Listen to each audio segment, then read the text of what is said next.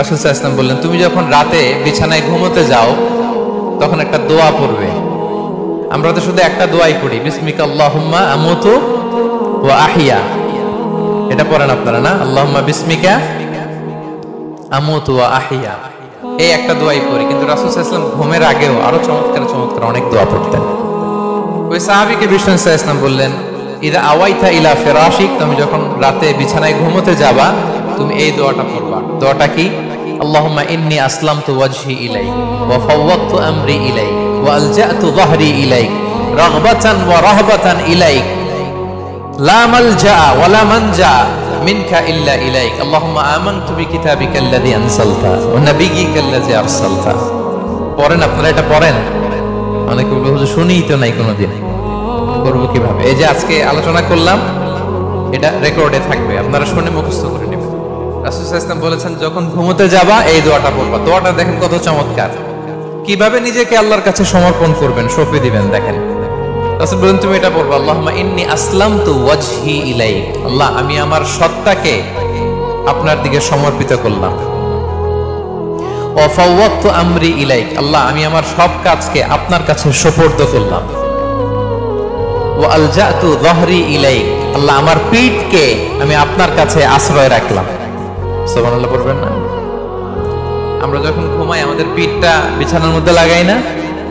আল্লাহ আমার সত্তাকে আপনার কাছে আমি সমর্পিত করলাম, আল্লাহ আমার সব কাজকে আপনার কাছে আমি সঁপে দিলাম, আল্লাহ আমার পিঠটাকে আপনার কাছে আমি আমানত রাখলাম। লা মালজা ওয়া লা মানজা মিনকা ইল্লা ইলাইক, আল্লাহ আপনি ছাড়া আশ্রয় দেওয়ার কেউ নাই, আল্লাহ আপনি ছাড়া আমাদের মুক্তি দেওয়ার কেউ নাই। আল্লাহ আপনি যে রাসূল পাঠিয়েছেন সে রাসূলের প্রতি আমি ঈমান আনলাম। আল্লাহ যে কিতাব আপনি আসমান থেকে পাঠিয়েছেন ওই কিতাবের উপর আমি ঈমান আনলাম। সুবহানাল্লাহ পড়েন। বিষ্ণু সাল্লাল্লাহু আলাইহি ওয়াসাল্লাম বলেন যখন কেউ এই দোয়াটা পড়বে রাত্রিবেলা, ফাইন মিত্তা, ওই মিন লাইলাতিকা, ওই রাতে যদি তুমি মারা যাও, মিত্তা আলাল ফিতরা, তুমি ফিতরাতের উপর মৃত্যুবরণ করবে।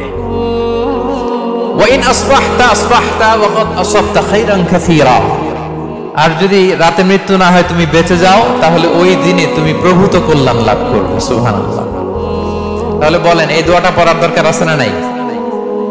এই দোয়াটা যদি কেউ পড়ে সে মারা গেলে ওই রাতে ফিতরাতের উপর মারা যাবে। ফিতরাতের প্রথম অর্থ কি বলছিলাম? সবাই বলতে হবে, কি বলছিলাম? তাহলে এই দোয়া পড়ে রাতে মারা গেলে সে মুসলিম হয়ে মারা যাবে, ঠিক কিনা? তাহলে ফিতরাত, what is the essence of ফিতরাত, মোটামুটি বুঝে আসতেছে না আপনাদের? টপিকটা একটু নরম হয়ে আসছে না? আচ্ছা আরো নরম করে দিচ্ছি আপনাদের কাছে। এই পৃথিবীতে যা কিছু কল্যাণকর, যা কিছু স্বাভাবিক, যা কিছু ভালো, তাই ফিতরাত। সহজ হয়ে গেছে না? সহজ হয়েছে?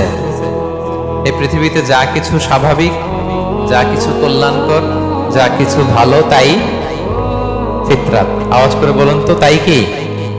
ফিতরাত। মেরাজের রাতে বিশ্বনবী সাল্লাল্লাহু আলাইহি ওয়াসাল্লাম যখন ঊর্ধ্বাকাশে গেলেন, ঊর্ধ্ব জগতের ভ্রমণে গেলেন, তখন রাসূল সাল্লাল্লাহু আলাইহি ওয়াসাল্লামকে দুইটা বোতল দেয়া হলো। কয়টা বোতল? এক বোতলে দুধ, আরেক বোতলে মদ। আওয়াজ করে বলেন, এক বোতলে, সবাই বলে নাই, আওয়াজ করে বলুন তো, এক বোতলে, আরেক বোতলে, একসাথে বলুন, এক বোতলে, আরেক বোতলে, উচিতু বিইনাআইন। রাসূল সাল্লাল্লাহু আলাইহি ওয়াসাল্লাম বললেন আমাকে দুটো বোতল দেয়া হলো, ফি আহাদিহিমা লাবান, একটায় দুধ, ওয়া ফিল আখিরি খামর, আরেকটায় ওয়াইন মানে মদ। এটা দিয়ে জিবরাইল আমাকে বলল, ফাকিলা লি খুয আইয়াহুমা শিতা, নবী হে যেটা ভালো লাগে নেন। অপশন দিয়ে দিল, চুজ করেন কোনটা নেবেন, দুধ না মদ। রাসূল সাল্লাল্লাহু আলাইহি ওয়াসাল্লাম বলেন, ফা আখাযতুল লাবানা ফাশারিবতু, আমি দুধের বোতল নিলাম এবং সেটা পান করলাম। ফাকালা হুদিতাল ফিতরা, আসছে ফিতরাত। এবার জিবরাইল আলাইহিস সালাম বললেন, you are guided to the ফিতরা, আপনি ফিতরাতটাই গ্রহণ করেছেন। আল্লাহু আকবার। আরেক বর্ণনায় এসেছে, আও আসাবতাল ফিতরা, you have taken the right path, you are on the track of ফিতরা। নবী, নবী হে আপনি ফিতরাটা গ্রহণ করেছেন, সঠিকটা নিয়েছেন। আমা ইন্নাকা লাও আখাযতাল খামরা, দুধের বোতল না নিয়ে যদি মদের বোতল নিতেন, গাওয়াত উম্মাতুক, আপনার পুরো উম্মাহ ভ্রষ্ট হয়ে যেত। মিসগাইডেড হয়ে যেত। এবার বলেন, মদের বোতল, দুধের বোতল, কল্যাণকর কোনটা? স্বাভাবিক কোনটা? ভালো কোনটা? হেলদি ডায়েটরি কোনটা? তাহলে ফিতরা কাকে বলে বুঝে গেছেন? টপিকটা নরম হইতেছে, নরম হচ্ছে, সহজ হচ্ছে। তাহলে পৃথিবীতে যেটা কল্যাণকর, যেটা ভালো, যেটা রুচিসম্মত, সেটাই ফিতরা। সেটাই কি? আচ্ছা, আরো সহজ করি। ফিতরাতের কিছু নিদর্শন রাসূল সাল্লাল্লাহু আলাইহি ওয়াসাল্লাম হাদিসে বলেছেন। এক হাদিসে বলেছেন 5টা, আর এক হাদিসে 10টা। কি কি? রাসূল সাল্লাল্লাহু আলাইহি ওয়াসাল্লাম বলেছেন খামসুন মিনাল ফিতরা, 5টা জিনিস আছে যেটা ফিতরাতের অন্তর্ভুক্ত। কি? এক নম্বরে আল খিতান, সারকামসিশন। খিতান বুঝেন তো? সুন্নাতে খাতনা। এটা ন্যাচারাল, এটা হেলদি, স্বাস্থ্যকর। বাংলাদেশে কিন্তু এই খাতনা নিয়েও এখন ষড়যন্ত্র হচ্ছে, ঠিক কিনা? দেখবেন যে হসপিটালে খাতনা করাচ্ছে বাচ্চার, ওই বাচ্চা মরে যাচ্ছে, এরকম ঘটনা আছে না নাই? মানুষ যেন বাচ্চাদেরকে খাতনা করাতে ভয় পায়। কত সুদূর প্রসারী ষড়যন্ত্র। ডক্টররা এত চমৎকার ভাবে খাতনা করাচ্ছে, ওখানে বাচ্চা মরে যাচ্ছে। আর আমাদের সময়ে সব হাজাম দিয়ে, ঠিক কিনা? মনে আছে তো নাকি? হ্যাঁ, হাজাম দিয়ে খাতনা হয়ে যেত, কিছুই হয় নাই, সবাই সুস্থ, হেলদি। আর এখন ডক্টররা খাতনা করে, এখানে বাচ্চা মরে যায়। এটা ষড়যন্ত্র। It's big conspiracy. এই কনস্পাইরেসি গুলোর ব্যাপারে আমাদেরকে সাবধান থাকতে হবে, ঠিক কিনা? এক নম্বরে খামসুন মিনাল ফিতরা আল খিতান, সারকামসিশন, মুসলমানি করা। ইব্রাহিম আলাইহিস সালাম ওনার 80 বছর বয়সে নিজ হাতে নিজের সুন্নতে খাতনা করেছেন।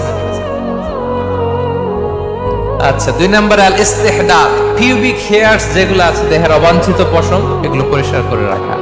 নাতফুল ইবিদ, বগলের পশম পরিচ্ছন্ন করে রাখা। তাকলিমুল আযফার, আঙ্গুলের নখ কেটে রাখা। নখ অনেকে এত বড় বড় করে রাখে, দেখবেন আছে না নাই? করা যাবে না, ময়লা জমে থাকে, আনহেলদি, খুবই বিশ্রী। নখ ছোট রাখতে হবে। কার কার নখ বড় আমি দেখতে যাব না, ভয় পাই না। আবার জাস্ট বলে দিলাম, নিজের সাথে নিজে বোঝাপড়া করে নিয়ে। আচ্ছা, তাকলিমুল আযফার গেল। কসসু শারিব, মুখ ছোট রাখা। এই হাদিসে 5টা। আরেকটা হাদিসে আছে ইফাউল লুহা, দাড়িকে ছেড়ে দেওয়া। দাড়িকে মাফ করে দিবেন আর মুখকে ছোট করবেন। বুঝতে পারছেন? অনেকে দেখবেন এইটারে রাখে বড়, এদিকে নাই। এখানে কার কার এরকম অবস্থা আমি জিজ্ঞেস করব না, ভয় নাই। Feel free, feel like home. আপনি সানন্দে আলোচনা শুনেন। জাস্ট এই টেক অ্যাওয়ে মেসেজ নিয়ে যাবেন। This message is a take away message for today.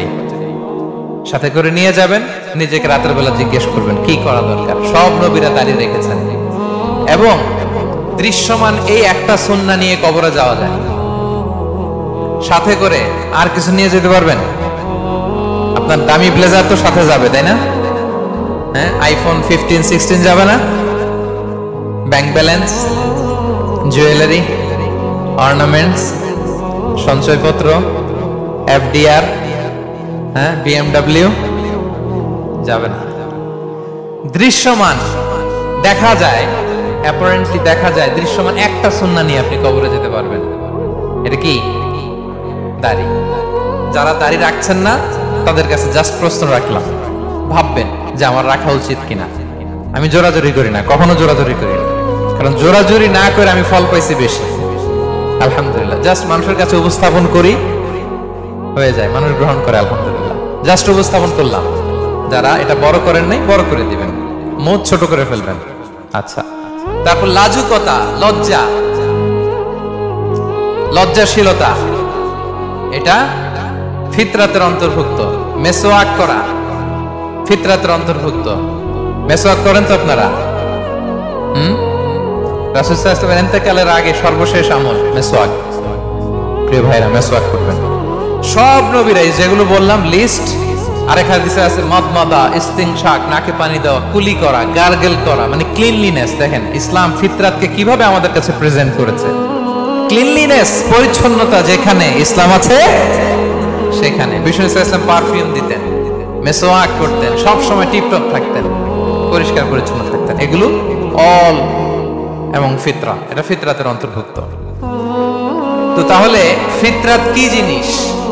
What is the essence of ফিতরা? আপনাদের